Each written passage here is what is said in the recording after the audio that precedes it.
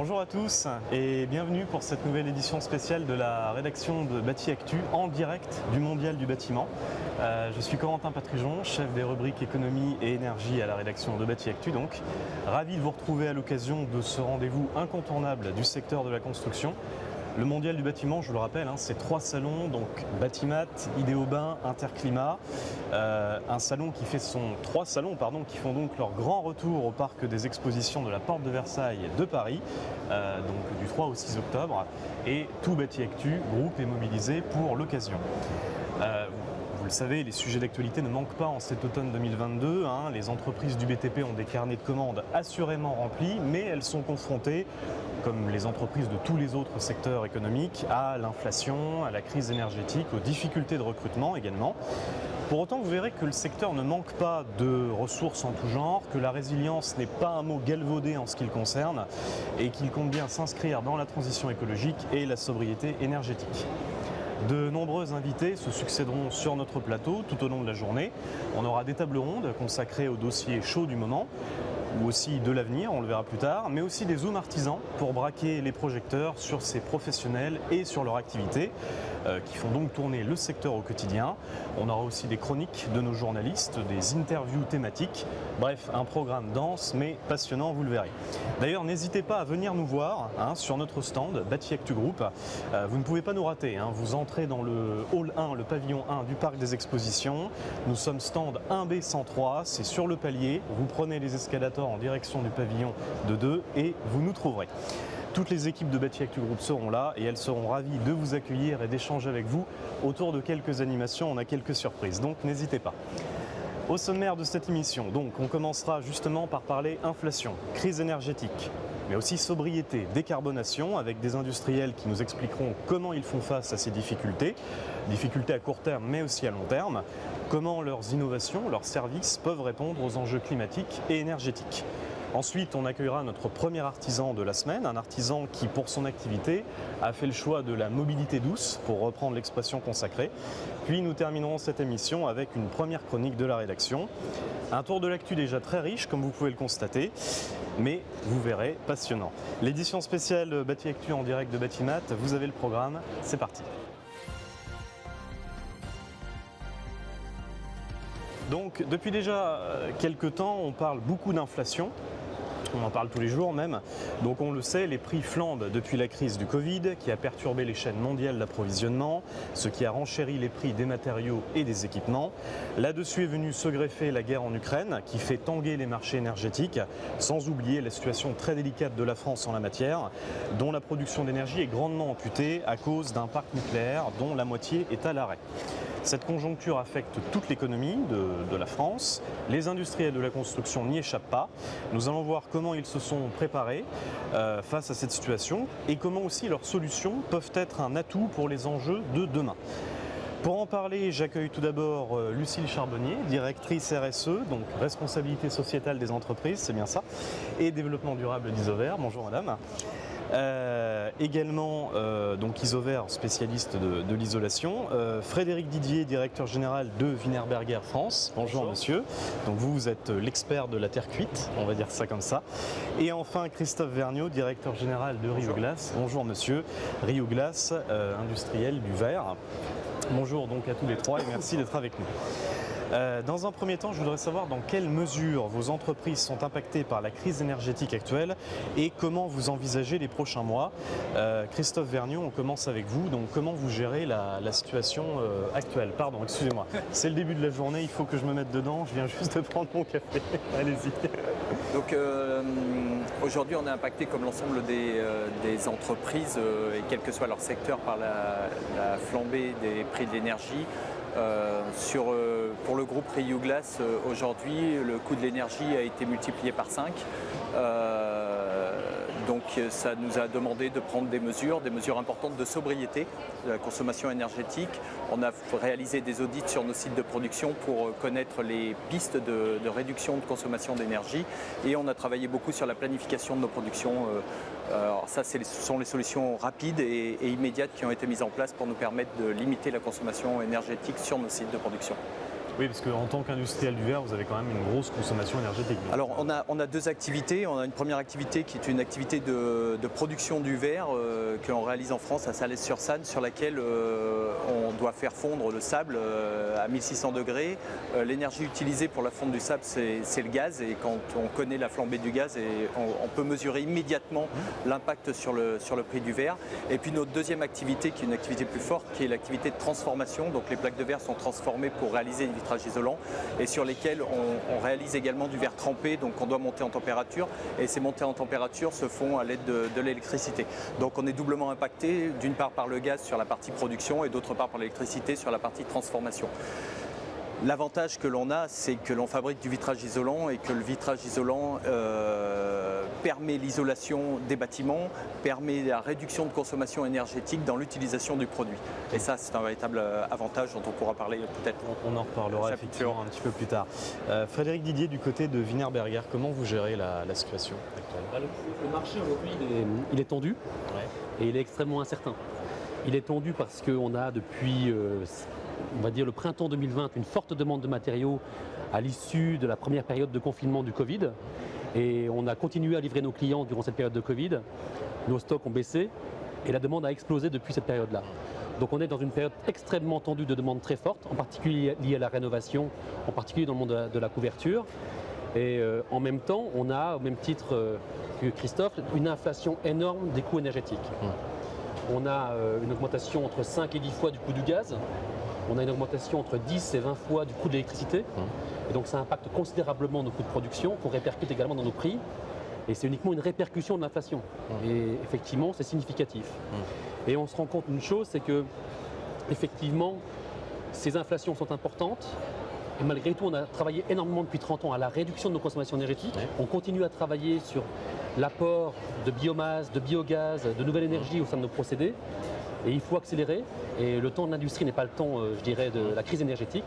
Mais on se doit encore de continuer à aller dans ce sens-là et d'intégrer au maximum de nouvelles énergies pour réduire la partie consommation d'énergie énergétique. Et nos produits répondent favorablement à la RE 2020, on l'évoquera ultérieurement, mais c'est vrai là aussi, au même titre que le verre, nos produits sont isolants et permettent de réduire la consommation énergétique pour le consommateur, pour le chauffage ou pour la climatisation. Et aujourd'hui, ces nouvelles énergies, ces énergies alternatives là, que vous intégrez dans votre process de production représentent combien aux côtés du gaz traditionnel et de l'électricité traditionnelle?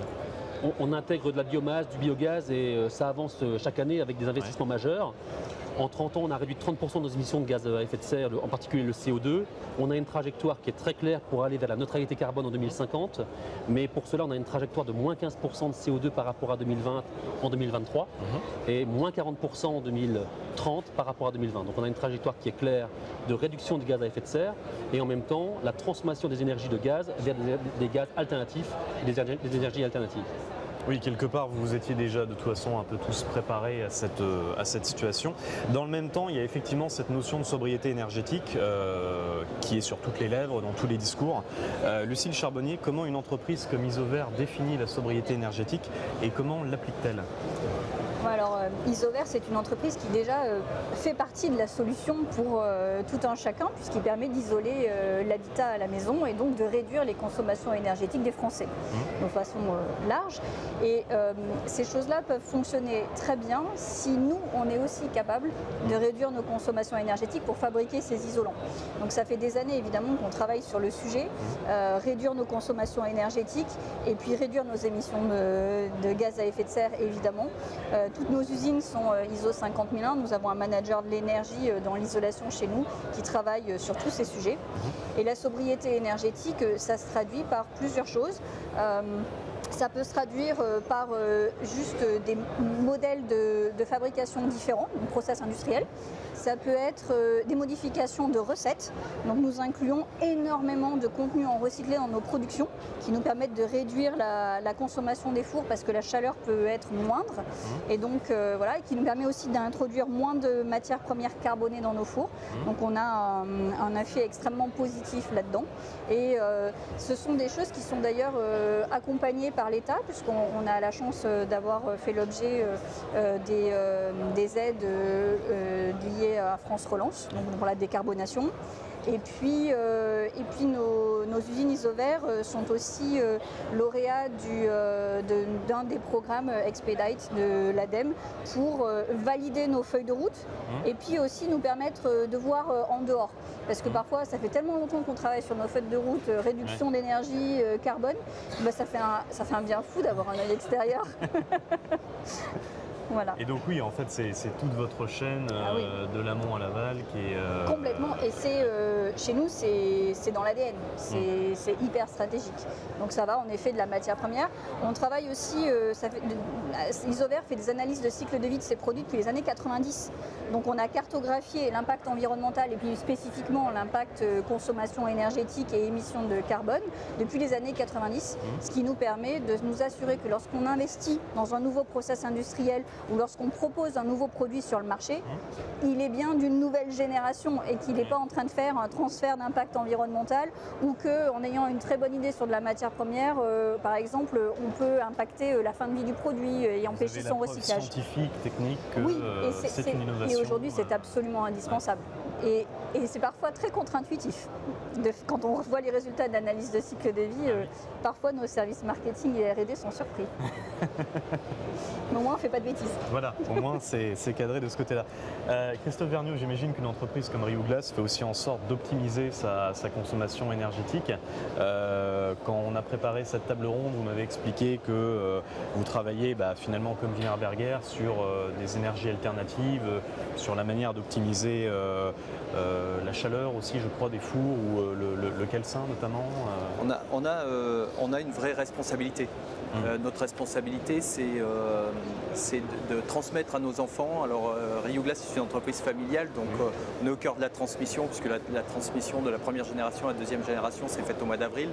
Et déjà, dans la tête de la génération 2, il y a la génération 3 qui arrive, et on a une vraie responsabilité de consommation, de limiter nos consommations, de travailler très en amont nos projets d'investissement sur des équipements, alors comme moi Consul le disait, sur des équipements moins énergivores.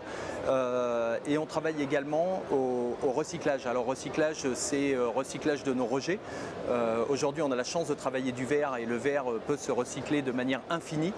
Donc on a créé avec quelques-uns de nos clients, Atlantem, Fenetrea, on a créé une filière de recyclage des menuiseries, puisque aujourd'hui la rénovation est un pan important et sera un pan important demain de l'ensemble des habitations. Donc ce recyclage de menuiserie va nous permettre de recycler à la fois l'aluminium, le bois, le plastique, mais également le verre. Et plus on met de verre recyclé dans nos fours, moins on a besoin de consommer, puisque la température de fusion du verre est à 800 degrés contre 1600 degrés pour le sable. Donc ça, c'est une vraie économie d'énergie. Aujourd'hui, 100% de nos déchets sont recyclés, sont remis dans nos fours. Ensuite, sur la partie investissement, quand on passe en investissement ou quand on travaille sur la sobriété ou la diminution des consommations énergétiques, on travaille aussi sur le recyclage des énergies dissipées sous forme de chaleur. Alors, je vous ai abordé l'exemple et puis je vais le reprendre, l'exemple des compresseurs. Les compresseurs sont énergivores, mais l'ensemble de l'énergie est dissipée sous forme de chaleur, et cette chaleur, on la remet dans les ateliers pour servir de chauffage sur les périodes d'hiver, les périodes automnales. Donc ça permet de diminuer la consommation de chauffage, donc la consommation d'une énergie supérieure. Et puis on travaille également sur le recyclage de l'eau. Le façonnage du verre consomme énormément d'eau, et aujourd'hui on récupère cette eau, on la filtre, on élimine les déchets, et l'eau propre revient dans nos usines pour essayer d'être en consommation fermée ou en boucle fermée. En fait, tout ce qui rentre dans le process peut être recyclé, valorisé à un moment ou à un autre. On cherche toujours à avoir le maximum de recyclage ou de boucles fermées, c'est-à-dire éviter tout impact sur l'environnement et fermer nos boucles. Alors l'énergie dissipée sous forme de chaleur, c'est pas toujours évident, puisque vous frottez vos mains, vous dissipez de l'énergie sous forme de chaleur, et celle-ci n'est pas récupérable. Mais il y a beaucoup d'autres récupérables. Oui, parce qu'on le répétera jamais assez, mais l'économie circulaire, c'est quand même un cercle vertueux. C'est l'avenir. Aujourd'hui, on est sur des ressources. Alors, on parle d'énergie ici, mais on est sur des ressources qui sont finies. Il y aura une fin au gaz, il y aura une fin au pétrole. Il y a quelques années, alors pour les plus anciens autour de cette table ou qui nous écoutent, on avait une publicité dans les années 75-80 pendant les chocs pétroliers. C'est en France, on n'a pas de pétrole mais on a des idées. Faisons en sorte qu'on continue à avoir des idées. Une phrase qui a souvent été reprise, effectivement.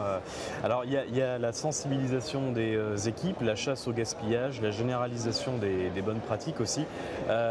Frédéric Didier, vous nous avez indiqué quand on a préparé cet échange que Wienerberger actionnait dans ce domaine-là de leviers notamment. Effectivement, on a une démarche, je dirais, de sobriété à travers nos équipes, nos collaborateurs qui sont extrêmement intégrés et investis dans cette démarche parce que tout à chacun comprend la situation. Donc bien sûr, on a les éco-gestes qu'on a tous, mais le vrai enjeu pour nos industries, c'est la partie de production. Et pour cela, on travaille, comme beaucoup d'industriels, sur la décarbonation, sur l'économie circulaire et aussi sur le respect de la biodiversité. Concernant la décarbonation, un point essentiel, et ça rejoint ce qui vient d'être dit, la meilleure énergie est celle qu'on ne consomme pas. Donc toutes les énergies, je dirais fatales, les énergies des fumées de nos fours sont récupérées par des échangeurs, on les récupère pour aller sécher nos produits. Donc là encore, on investit au quotidien dans cette sobriété industrielle pour essayer de perdre le moins de gâchis d'énergie. Ça, c'est un point extrêmement important. On investit, comme je l'évoquais, sur des nouvelles technologies comme des gaz de synthèse. Donc ça, c'est un point important pour essayer d'arrêter l'usage de gaz naturel. On travaille avec du biogaz, issu en particulier du monde agricole. Et là, c'est une ressource incroyable de gaz très intéressant, local et non en provenance de la Russie en particulier actuellement. On travaille aussi sur des projets expérimentaux comme l'usage d'hydrogène vert.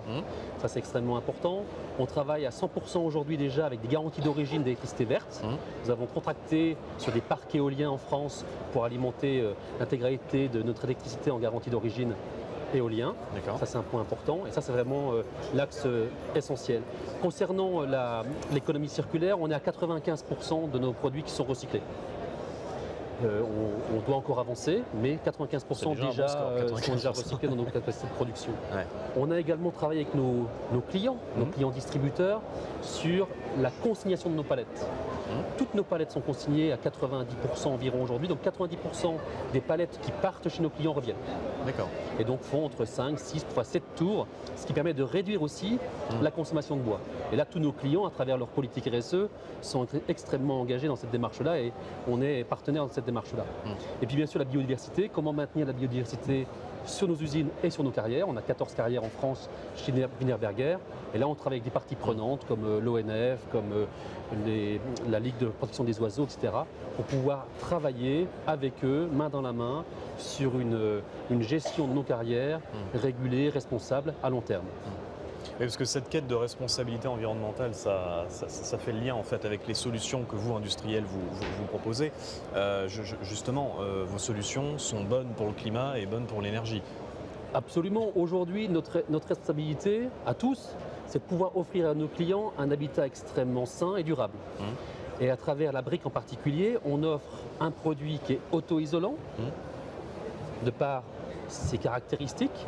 On y apporte parfois de l'isolant à l'intérieur, ce qui permet d'avoir déjà un mur très performant et ce qui réduit l'apport énergétique extérieur, donc qui réduit la consommation de gaz, d'électricité, donc qui réduit la facture pour les Français, au même titre que la laine de verre d'Isover. Donc on a cette même démarche de réduire l'apport d'énergie extérieure. Et on sait que dans un bâtiment, 15% de l'énergie est utilisée pour la construction, 85% d'usage. Donc plus on réduira la consommation énergétique pour l'usage du bâtiment, plus on réduira la facture énergétique des Français. Et donc la terre cuite répond à ça pour un habitat sain, durable, qualité d'air intérieur, confort d'été, confort d'hiver. C'est les fameuses phrases qu'on répétera jamais assez. Effectivement, la meilleure énergie, c'est celle qu'on ne consomme pas et le bon matériau au bon endroit. La chasse au gâchis. Exactement. Lucille Charbonnier, effectivement, le bon matériau au bon endroit, c'est valable aussi pour les produits d'Isover. Bien sûr. Nous, on fabrique des isolants à base de laine de verre, de laine de roche, de fibres de bois, de fibres de coton.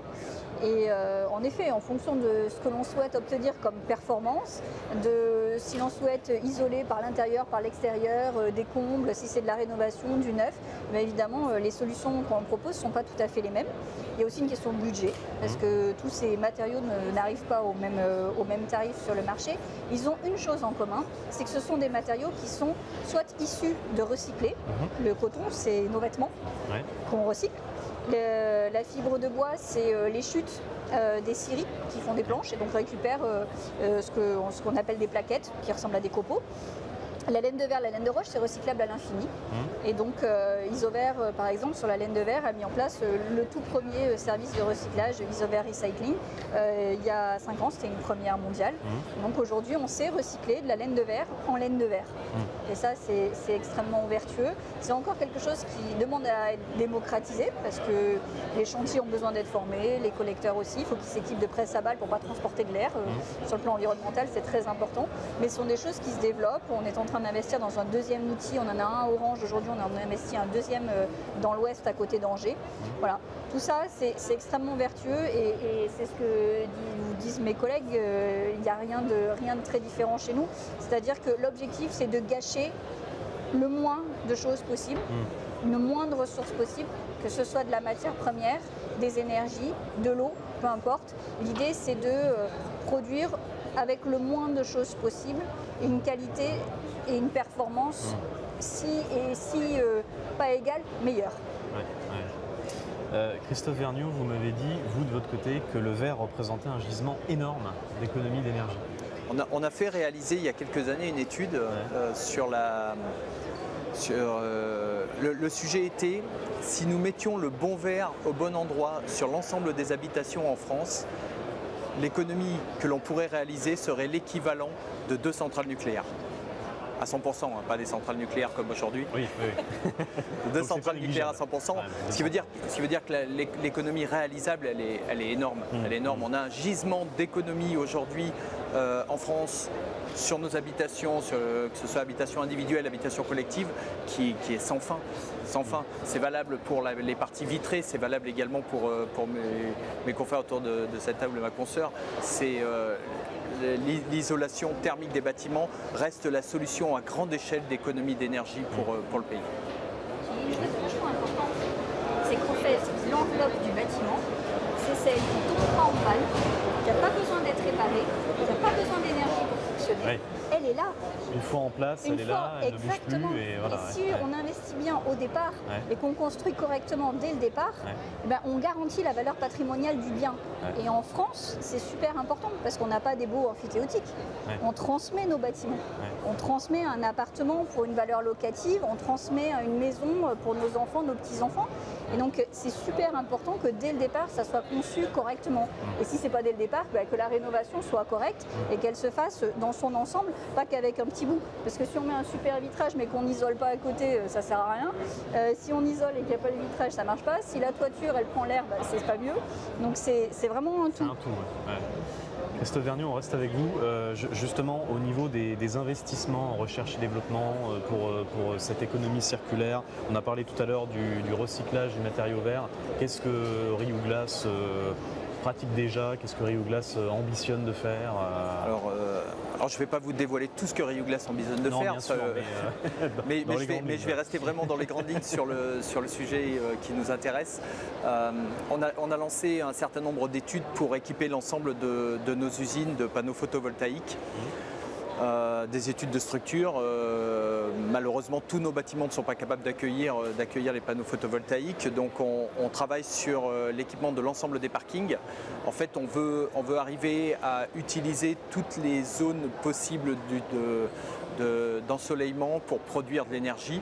On a pensé aussi à l'éolien sur des régions comme Perpignan où on a installé des régions où il y a beaucoup de vent. On a pensé à l'éolien. Il existe des tulipes aujourd'hui. On pense toujours aux hélices, mais il existe des tulipes éoliennes qui sont esthétiques et qui sont performantes en termes de production d'énergie.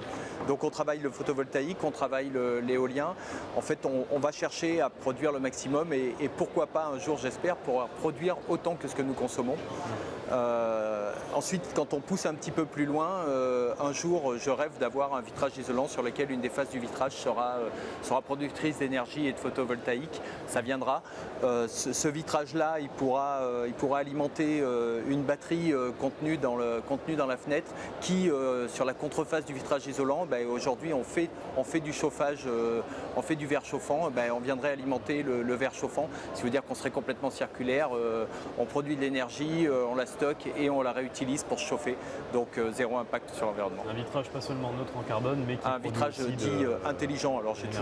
je me méfie toujours avec l'intelligence Ouais. du vitrage, mais un vitrage intelligent, oui.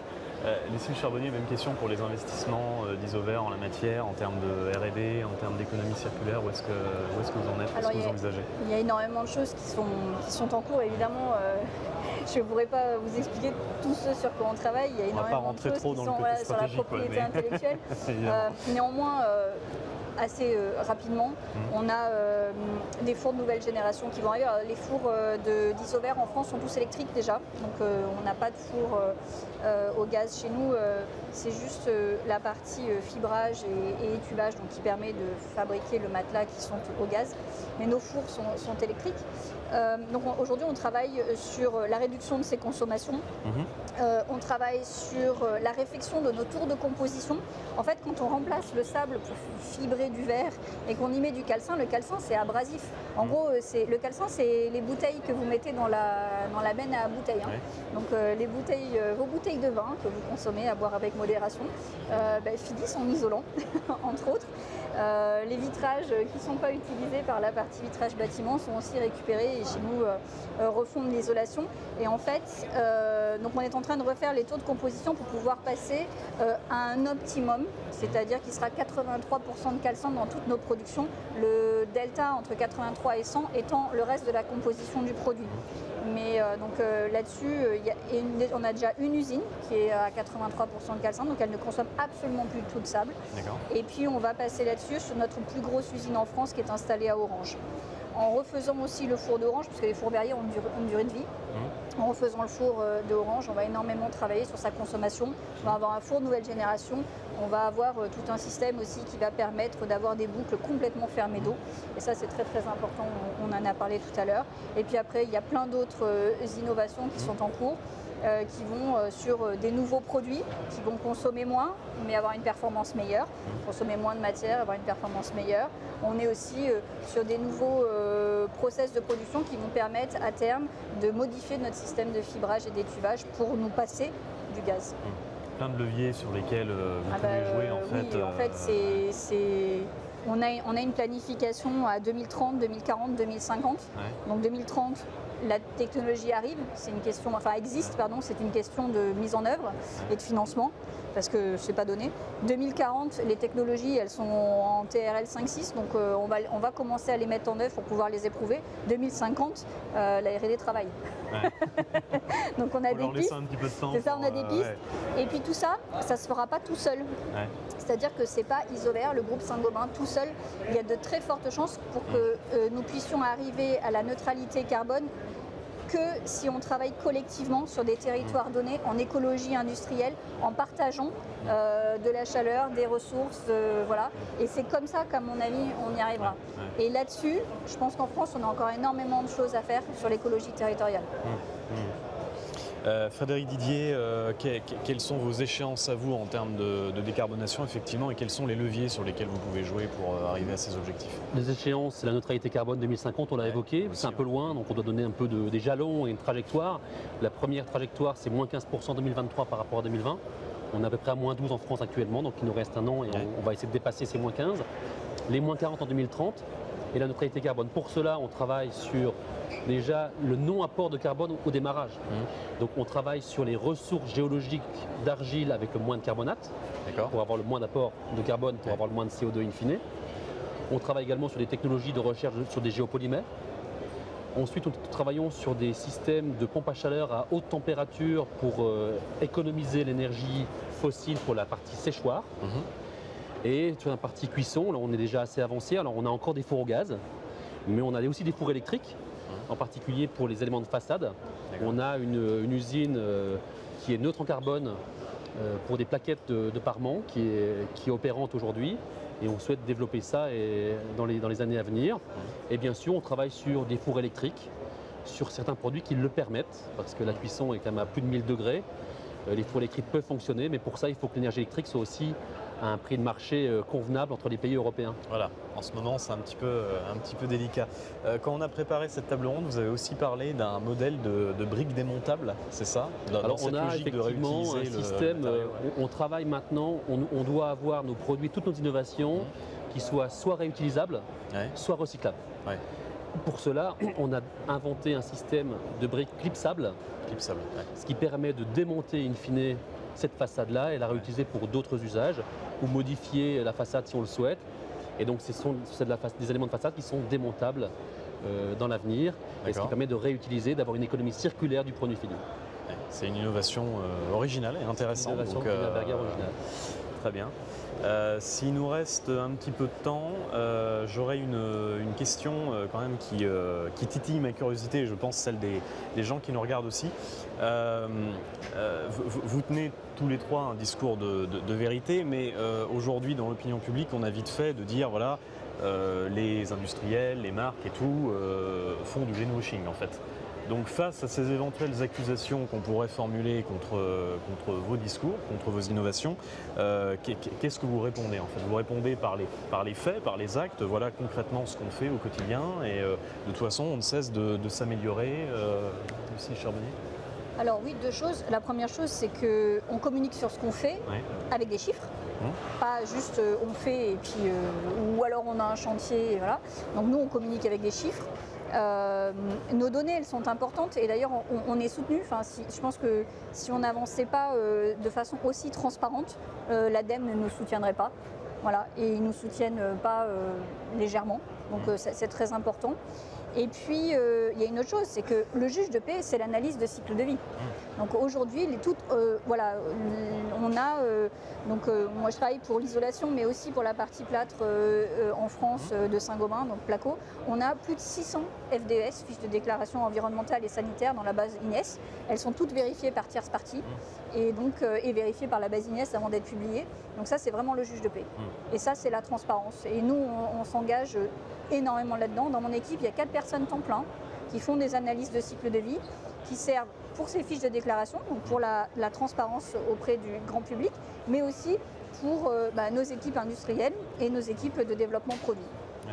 Oui, les pouvoirs publics sont là, les tierces parties, comme vous disiez, Tout à fait.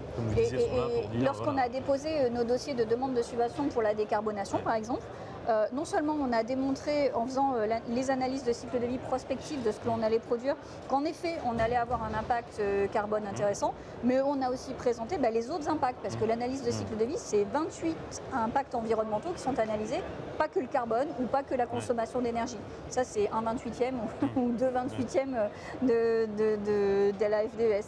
Donc on présente tout ça, et ça, c'est une grande force. Je pense que cette transparence, elle est excessivement importante. Et puis au final, il ne faut jamais oublier qu'on a des clients qui habitent dans nos maisons, dans nos bâtiments, et ce qui leur importe à eux, c'est la performance et le confort. Et donc nous, on s'engage là-dessus, on ne fait pas d'éco-innovation, pas d'éco-conception de nos produits si on doit manger la performance.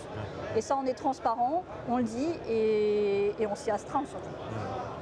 Frédéric Didier, en termes de transparence du côté de Wienerberger, face aux éventuelles accusations de greenwashing, vous répondez Moi, je dirais deux choses, engagement et transparence également. L'engagement, c'est l'engagement pour l'environnement à travers nos salariés et nos clients. Ni nos salariés ni nos clients pourront accepter d'avoir des choses qui ne seraient pas justes. Et transparence, parce qu'effectivement, 80% de nos produits sont sous FDES, plus de 80% sont sous des fiches de données environnement et sanitaire. Et donc on se doit absolument d'être transparent vis-à-vis de nos collaborateurs, de nos clients, des parties prenantes, et ça c'est indispensable. Et on se doit en même temps de maintenir l'industrie en Europe et en particulier en France.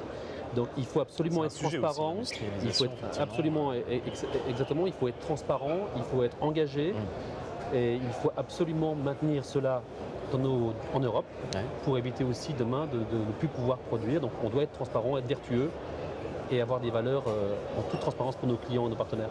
La transparence, encore une fois.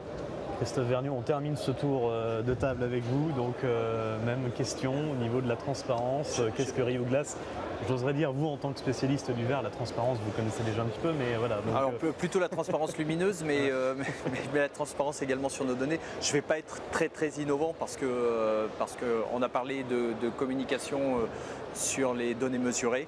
Donc effectivement, je pense que les données mesurées, à partir du moment où elles sont contrôlées, vérifiées, elles ne sont pas contestables. Mais quand on parle de greenwashing, on parle de responsabilité d'entreprise. Aujourd'hui, on n'est plus dans la responsabilité d'entreprise, on est dans la responsabilité sociétale. Nos collaborateurs dans nos usines n'accepteraient plus des surconsommations, n'accepteraient plus ou n'acceptent plus du gaspillage.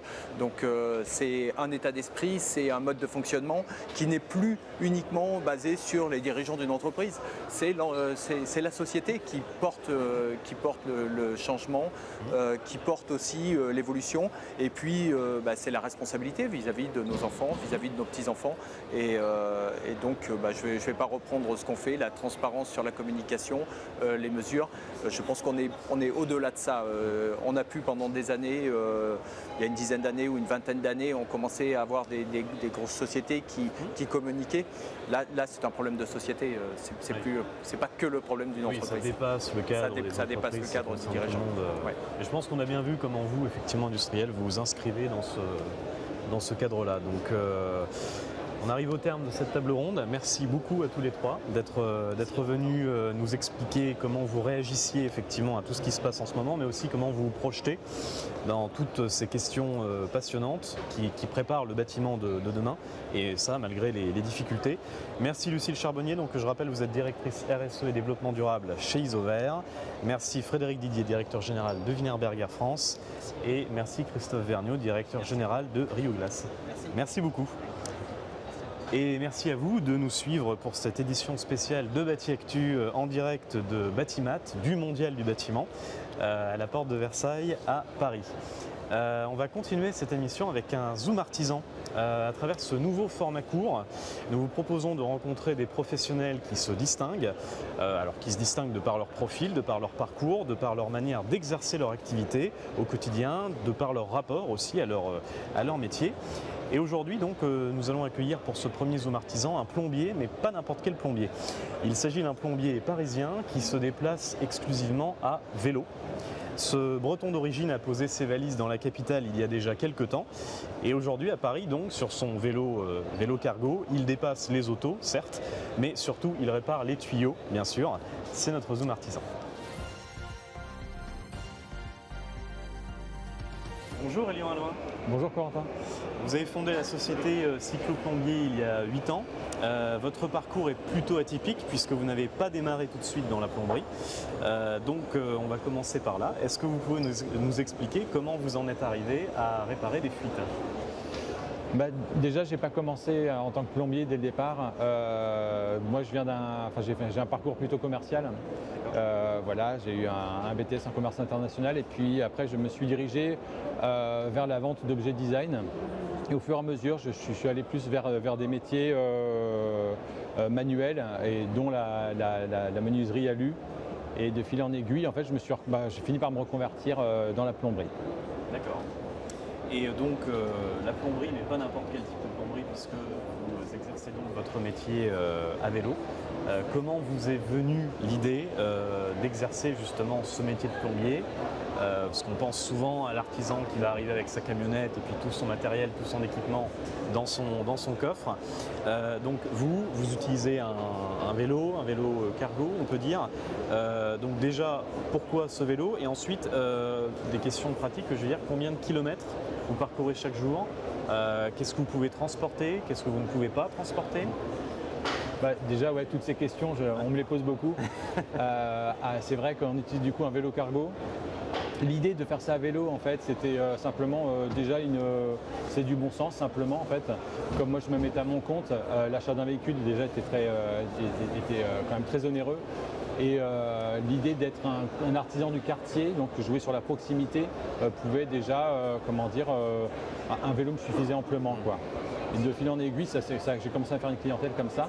Et je me suis dit, tiens, je vais acheter un vélo, mais un vélo utilitaire. Du coup, je me suis renseigné dans des pays, parce qu'à l'époque, c'était pas du tout en vogue le vélo cargo, dans des pays où ils faisaient déjà ça, donc en l'occurrence au Danemark, où j'ai pu du coup trouver les premiers modèles de vélo cargo pour les besoins de mon métier. Ouais.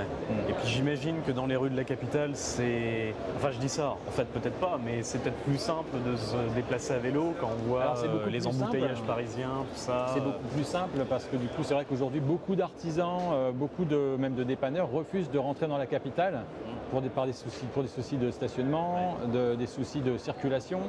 De fourrière, enfin voilà quoi. C'est même devenu un budget qui du coup se répercute sur la facture de leurs clients souvent quoi. Et je me suis dit qu'à un moment donné, en fait ça avait vraiment du sens du coup de venir avec un vélo cargo où on pouvait quand même prendre le minimum pour pouvoir proposer une prestation de dépannage. Et au fur et à mesure, j'ai réussi du coup à évoluer, à proposer du coup une prestation qui me permet aujourd'hui du coup en plus d'embaucher du monde. Ouais. Et donc vous arrivez à embarquer tout votre matériel avec votre tout le matériel non, ça demande une rigueur au niveau de la préparation. Ce qui fait qu'on arrive bien préparé. Et en aucun cas on manque de quoi que ce soit puisque du coup on a des relations avec nos fournisseurs et nos partenaires qui nous permettent aujourd'hui de nous faire livrer. C'est là que la logistique du coup du fournisseur est intéressante. Et à côté de ça, on va pouvoir nous directement aller sur notre chantier sans forcément passer par la case fournisseur. D'accord. Voilà, c'est beaucoup de, encore une fois, c'est beaucoup de bon sens. Et même chez un client, s'il nous manque la moindre pièce, on est à 5 minutes d'un fournisseur dans Paris. Il y a plein de comptoirs avec différents fournisseurs qui nous permettent au final de se dire tiens, je fais un aller-retour et je finis ma prestation. Et pour nous donner un ordre d'idée, vous parcourez combien de kilomètres Alors au début beaucoup, beaucoup parce qu'on n'a pas idée de... Voilà, au début ça fait plaisir aussi, du coup c'est très agréable d'évoluer comme ça dans la capitale. Mais à un moment donné aussi on diminue parce que du coup il y a une assistance électrique sur le vélo. Ce qui fait qu'on va être quand même limité par l'autonomie. Bon après on a à peu près 80 km d'autonomie, mais en gros maximum on va faire 50 km sur une journée. D'accord. On essaie quand même d'optimiser le trajet entre chaque client. Le but c'est de proposer une prestation de plomberie et avant de se faire plaisir à vélo. Voilà. Et vous limitez à Paris intramuros ou vous intervenez On fait aussi, Paris et on va faire toute la petite, la proche couronne. Voilà. Toutes les villes qui sont vraiment proche couronne, donc ça fait quand même pas mal de monde à voir. Et quand vous vous êtes lancé, vous vous êtes dit aussi, voilà, je vais faire plombier à vélo. Est-ce qu'il y a aussi eu derrière des raisonnements, je vais dire, écologiques? Vous vous êtes dit, voilà, est-ce que je vais aussi dans le sens de l'histoire, si je peux dire, en m'inscrivant dans ce genre de démarche environnementale plutôt que d'utiliser un camion qui va polluer, voilà, j'utilise un vélo.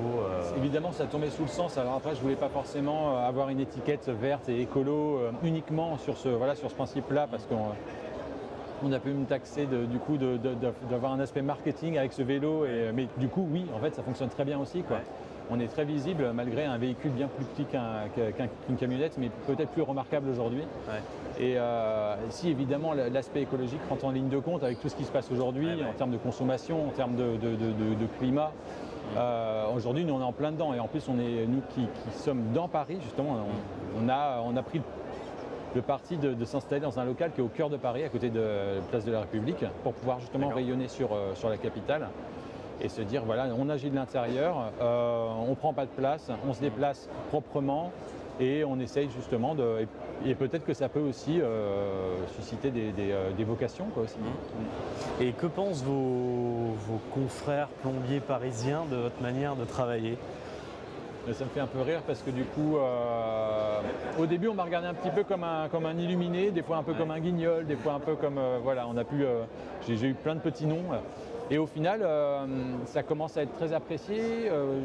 On nous pose surtout beaucoup de questions aujourd'hui, moi et puis les compagnons avec qui je travaille, les salariés de cycloplombier, parce qu'il y a un vrai engouement aussi pour le vélo cargo. On l'a vu dans la cyclo-logistique, dans la livraison justement Paris intramuros, mais on le voit aussi aujourd'hui dans l'artisanat.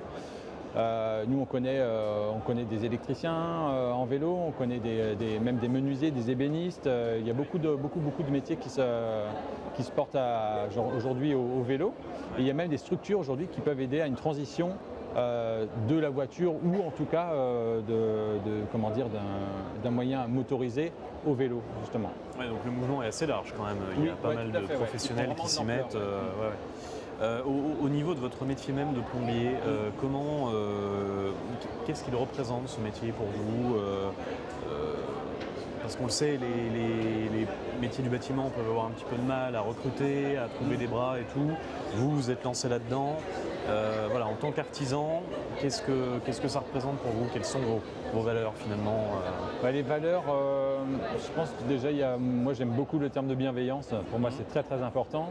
Après, moi, mon métier aujourd'hui me fait penser aussi au partage qu'on peut avoir justement avec notre clientèle, c'est très important. Alors oui, le travail en lui-même, c'est sûr, hein, demande beaucoup de compétences, c'est très très riche aussi.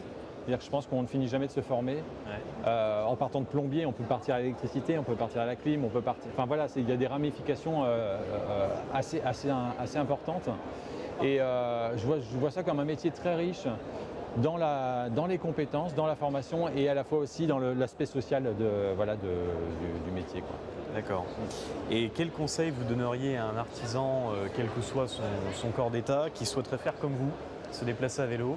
J'imagine qu'il faut quand même être un petit peu sportif, avoir une bonne condition physique pour faire 50 km par jour en vélo, même s'il y a l'assistance électrique. Mais voilà. À la fois, moi, je suis un peu sportif, mais à la fois, j'ai des compagnons qui ne faisaient pas du tout de vélo, ou qui, en tout cas, en faisaient très peu. C'était pas forcément un moyen de déplacement préféré au quotidien. Et en fait, aujourd'hui, les technologies, avec justement les assistances électriques, ce type de technologie permet à n'importe qui de s'y mettre, même pour des personnes de 40, 50, 60 ans, pourquoi pas. On pense que c'est pénible et en fait, je trouve que ça facilite les choses. Alors après, pour donner des conseils à un artisan qui aimerait faire la transition vers le vélo, il peut aussi garder son camion pour des besoins de gros chantiers.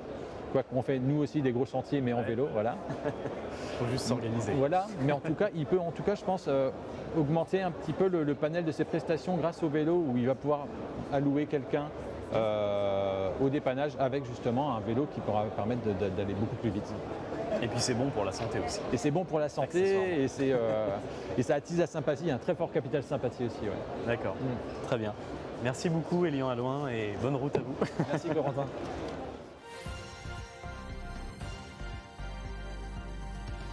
Toujours en direct du salon Batimat, donc le mondial du bâtiment, depuis le plateau du stand Bati Actu. Venez nous voir, nous sommes hall 1, pavillon 1, sur la passerelle qui mène au pavillon de 2. L'édition spéciale se poursuit avec une première carte blanche de la rédaction. Et pour cette première chronique, j'accueille la directrice des rédactions de Bati Actu, Pauline Polgar. Bonjour Pauline. Bonjour Corentin. Alors donc tu inaugures ce format de la carte blanche de la rédaction pour cette première édition spéciale donc en direct. Et donc de quoi veux-tu nous parler aujourd'hui? Déjà, je voudrais dire que je suis très très heureuse de retrouver Batimat. Je suis très heureuse de retrouver nos lecteurs sous ce format de l'édition spéciale. Être au plus près de l'information, c'est un peu notre ADN. Et tous les événements sont l'occasion aussi pour nous de rencontrer les professionnels du secteur. Cette semaine va être riche, elle va être dense, tu le sais plus que jamais. Le programme, on va dérouler toute la semaine un programme dédié à l'information.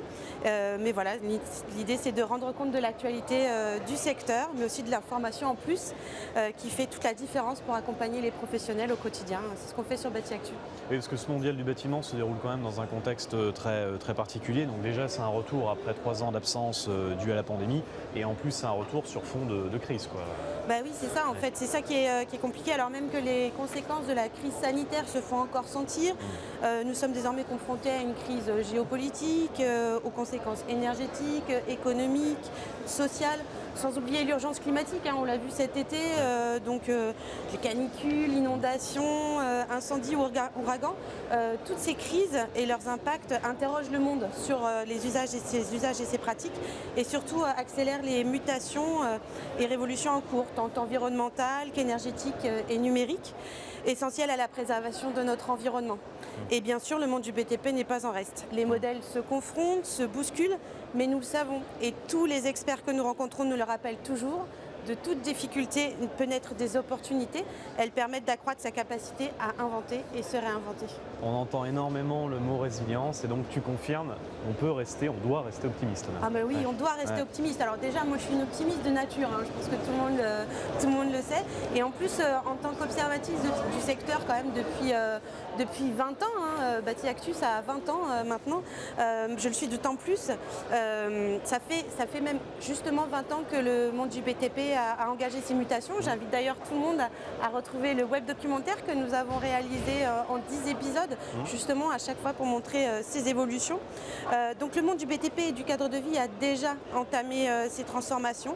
Les transitions énergétiques, numériques, environnementales, ce ne sont pas des sujets nouveaux. La succession des crises actuelles, certes, provoque leur accélération, ça on est tous d'accord là-dessus, mais ce secteur clé, nous le savons, on le voit encore aujourd'hui, c'est et sera encore avancé et innové. Il ne faut pas l'oublier, nous sommes d'ailleurs en France loin d'être en retard. Quand même, on est les premiers à avoir inscrit dans notre réglementation environnementale le facteur carbone, par exemple. Bon, on n'est pas non plus trop en avance, on sait que c'est urgent, maintenant il faut avancer. Mais on peut quand même se féliciter qu'en France, voilà, on sache avancer et continuer à innover sur ces sujets. Et puis, ça a aussi des effets bénéfiques. On le voit, plus que jamais, il est nécessaire que les acteurs de la filière collaborent. Avant, on parlait beaucoup d'une filière en silo. Voilà, chacun était dans son couloir. Aujourd'hui, c'est plus le cas. Et il est essentiel et nécessaire de se rassembler autour de ces enjeux. C'est d'ailleurs ce qu'on a toujours fait sur Bâti Actu, sur l'ensemble des événements qu'on a pu organiser, comme les trophées de la construction, Énergie Meeting, les Assises nationales du logement et de la mixité urbaine, ou encore les entretiens cadres de ville, qui est dans notre groupe également. Voilà, plus largement au niveau du groupe, c'est l'idée, c'est vraiment à chaque fois de rassembler les gens, et on le fait encore aujourd'hui. Voilà, exactement, on le fait encore aujourd'hui, une présence, je l'espère, qui sera remarquée sur le mondial du bâtiment. Tout à fait, voilà, aujourd'hui encore avec ce stand, avec ces émissions et ces éditions spéciales, les interviews que nous allons réaliser sur ce plateau, sur notre stand. J'invite d'ailleurs l'ensemble des visiteurs du mondial du bâtiment à venir nous rejoindre. Il y a plein de surprises, il y a aussi plein d'activités, plein d'animations qui les attendent. Proposer de l'information de qualité, des cadres propices à la rencontre, aux discussions, proposer des outils numériques aussi adaptés aux besoins. C'est notre vocation chez Bâti Actu Group, au sein de nos médias, de nos événements. Comme la filière, Bâti Actu aussi avance, Bâti Actu aussi innove, s'adapte et fait face à l'ensemble des défis, de tous ces défis, aux côtés des décideurs du BTP et du cadre de vie. Et puis je crois qu'on peut le dire, on est quand même fiers, voilà, d'accompagner à la rédaction tous ces professionnels et ces acteurs du cadre de vie, de les informer et de les connecter et bien sûr de valoriser leurs actions. Bien évidemment, on est là et bien là. Voilà.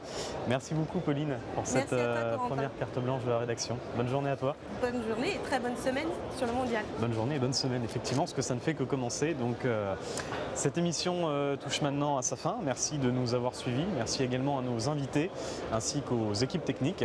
On se retrouve très bientôt pour une autre édition spéciale. En attendant, les équipes de Bâti Actu, vous l'aurez compris avec la chronique de Pauline, restent mobilisées donc, durant tout le mondial du bâtiment.